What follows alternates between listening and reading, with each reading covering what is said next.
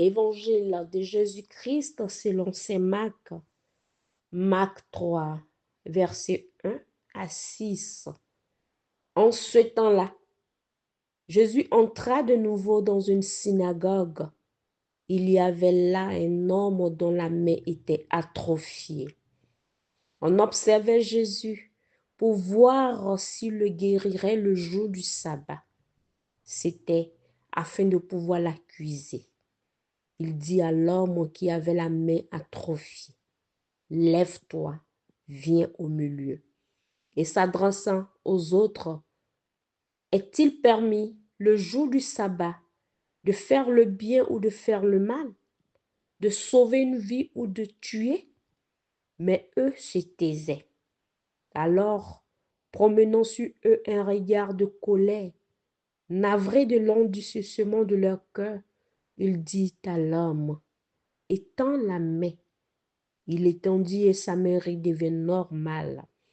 Une fois sorti, les pharisiens se réunissent en conseil avec les partisans d'Hérode contre Jésus pour voir comment le faire périr.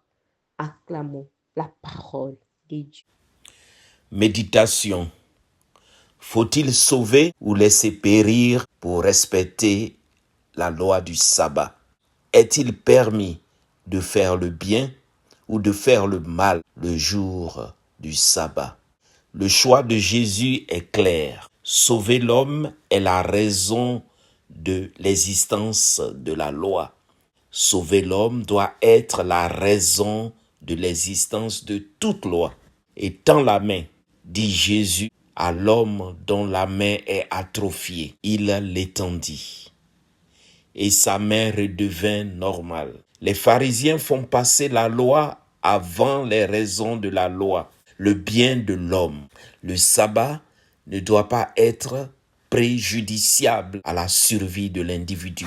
Le sabbat doit être au service de l'homme. Le sabbat a été institué pour honorer Dieu. Et arrêter de travailler le jour du sabbat, arrêter toute activité le jour du sabbat, ne veut pas dire désobéir au commandement de Dieu, celui d'aimer son prochain comme soi-même. L'amour du prochain est le plus grand honneur qu'on puisse rendre à Dieu et aucun sabbat ne peut l'égaler. Aucun sabbat ne l'égale. Amen.